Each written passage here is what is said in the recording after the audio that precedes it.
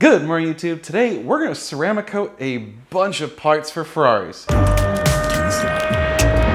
you recording all of the nefarious activities? If you're new to the channel, my name is Dan. This is my garage, and this channel is all about the supercar ownership experience. And one of the things that you do when you own a supercar, well, at least when you're cool, in my opinion, is you modify it to your liking. So today, we have a bunch of aftermarket parts.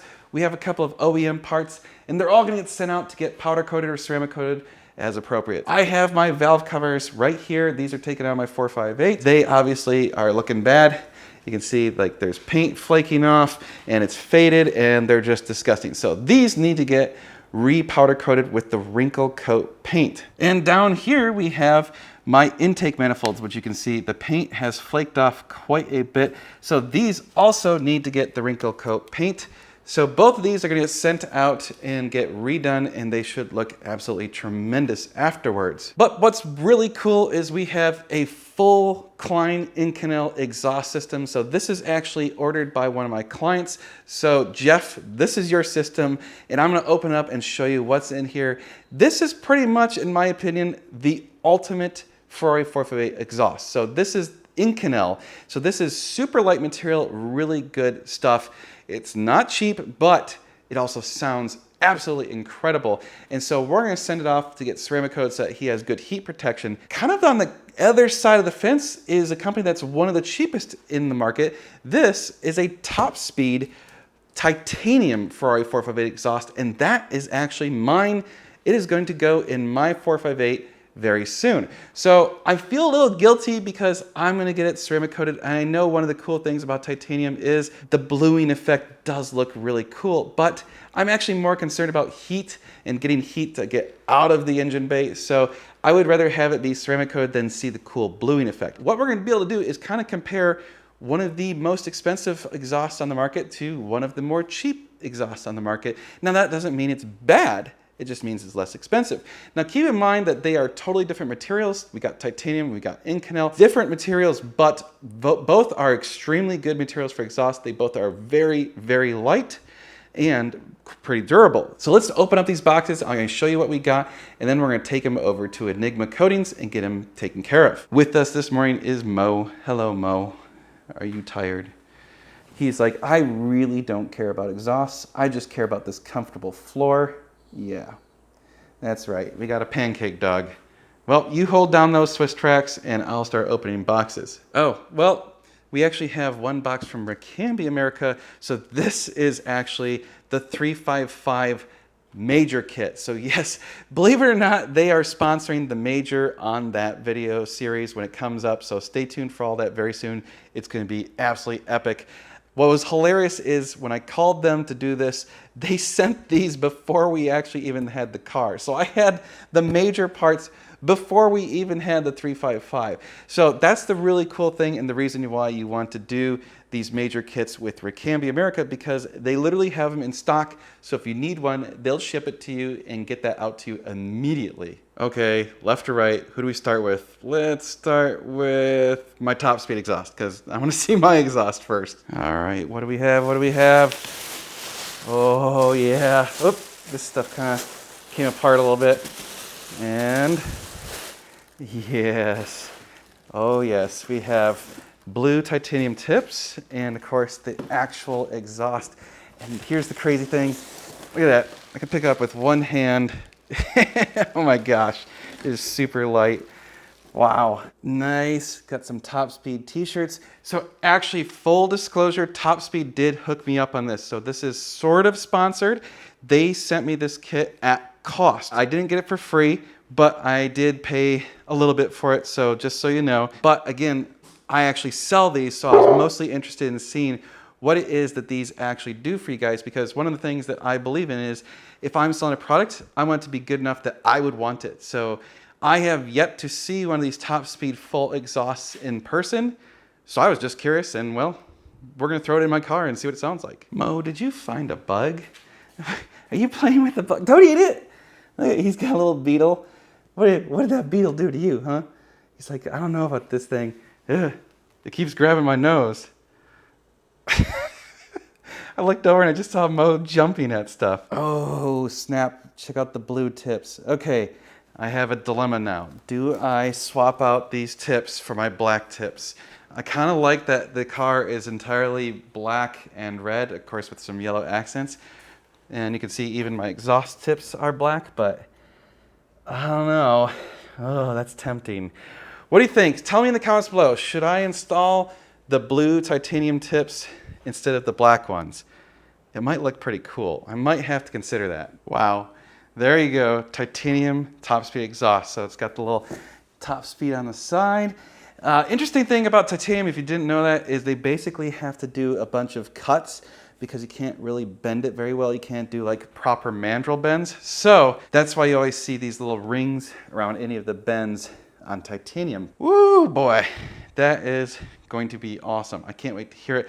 Obviously, it's going to be a little bit quieter than my S-Line right now because the S-Line does not have these big mufflers. So, of course, once the valves are open, basically that means the exhaust flows right through that X pipe and it should be basically straight through. And when you close it, it's going to go through the mufflers and make it a lot quieter. He's still at it. Oh, oh no. Did it get you? Oh my God. He's having a good time. Okay, let's move on to the Klein Inconel. And keep in mind, this is a full exhaust, so it's not just the mufflers. It is headers, cats, and the exhaust, so and tips. So it's got everything. This is a totally different setup than what I'm doing. I'm keeping my headers and keeping my test pipes. All right, we've got the carbon fiber exhaust tips from Klein. Those look tremendous. You can see they actually have real carbon fiber surrounding them. Obviously there's a gap so that you don't melt the carbon fiber, but those are epic. Those are the same ones that Richard has. I love those tips.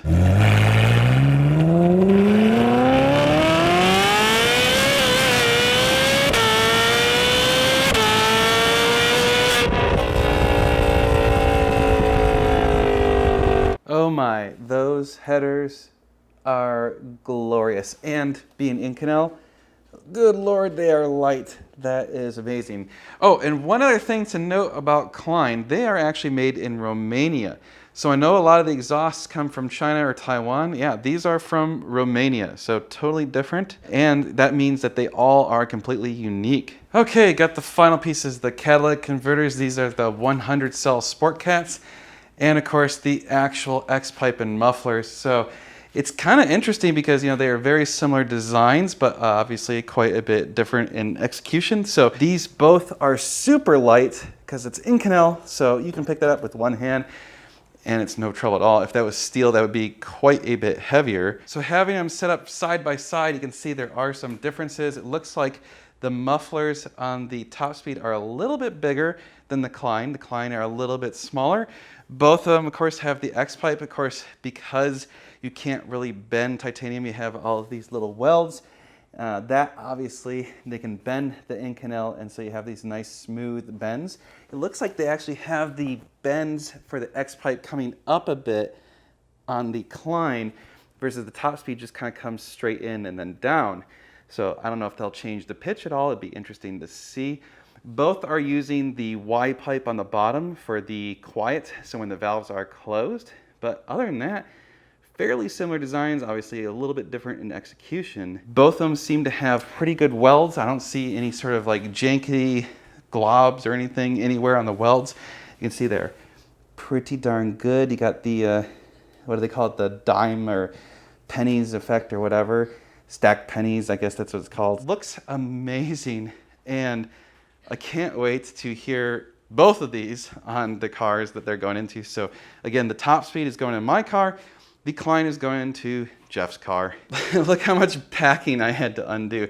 It took me literally 20 minutes just to unpack everything. There are boxes and wrapping stuff everywhere. This is crazy. Now that they're unloaded, we're gonna take them out to Enigma and get them powder coated. And once they're done, we'll show you guys what they look like afterwards. So then I'll be curious to see if there's really much of a difference. One thing I just noticed real quick is on these catalytic converters, you can see they actually did a bit of an extension for the O2 sensor. And that is a brilliant thing because, well, so first of all, there's a little bit of a grate in there. So it should kind of slow down some of the exhaust flow. That should help make sure that your O2 sensors don't trigger any sort of warning lights without having to do a tune. So normally if you do any sort of test pipes, you have to get a tune, otherwise you will get a check engine light. But even sometimes with aftermarket Sport Cats, you can get a check engine light because they flow so much more than the stock catalytic converters.